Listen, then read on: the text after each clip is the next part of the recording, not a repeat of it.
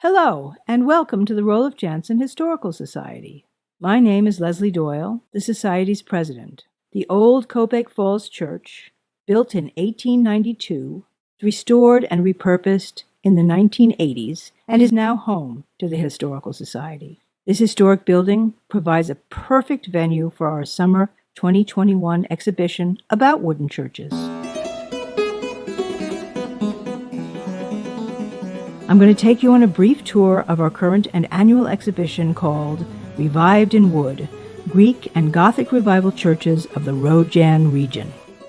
Named for an early settler named Roeliff Jansen in the early 17th century, the river, or Kil in Dutch, is still called the Roeliff Jansen. It is a major tributary to the Hudson River, and the 5 towns of Ancram, Copake, Gallatin, Hillsdale, and Taghkanic, situated either near or along the Kil, comprise what's known simply as the Roe Jan. Revived in Wood was actually inspired by a book of photographs entitled Wooden Churches, Columbia County Legacy, by architect and photographer Arthur Baker.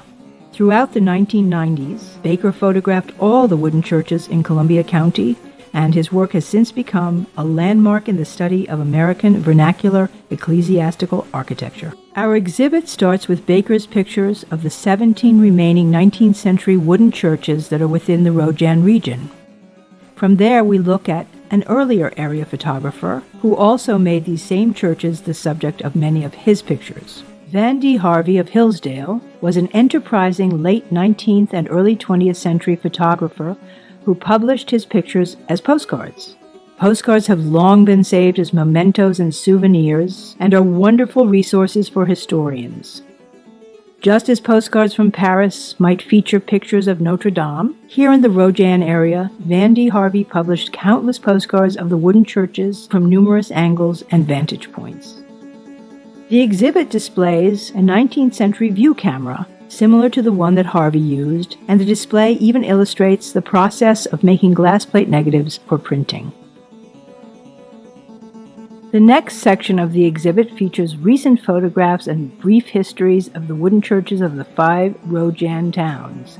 Each church has been numbered to correspond to a detailed map of the entire Roe Jan area. Then we come to items from the churches themselves. These include a variety of original church documents, including a framed deed from 1838, an ornate certificate of marriage dating from 1924, commemorative objects and images and memorabilia lovingly preserved in church collections by individuals and in our own archives.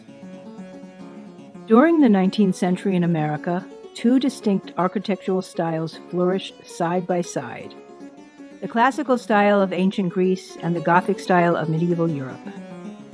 But unlike their classical and European antecedents built in stone, the characteristic architectural forms of each were often revived and translated into wood, the nation's most abundant material.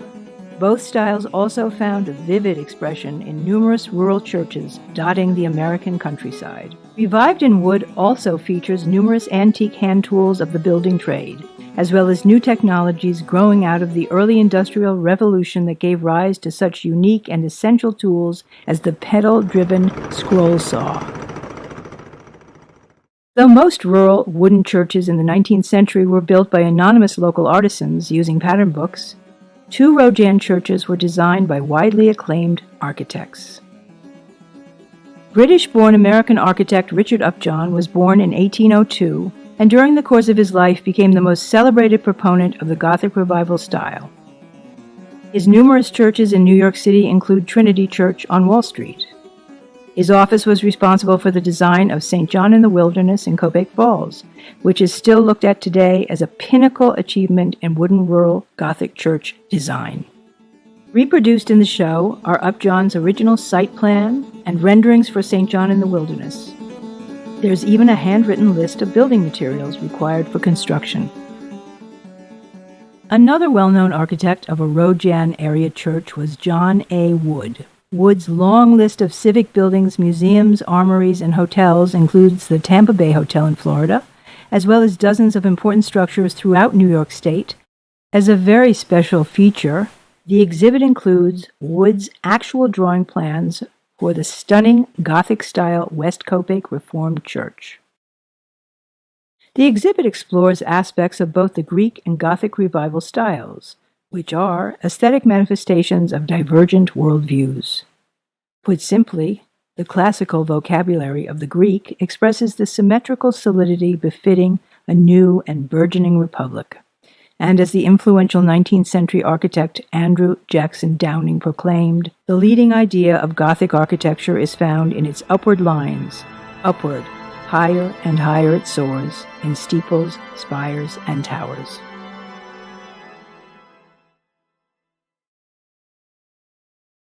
To accompany the Revived in Wood exhibit, we've created an illustrated portable booklet for purchase that includes all the Roe Jan area wooden churches, their histories, locations, map, and guide.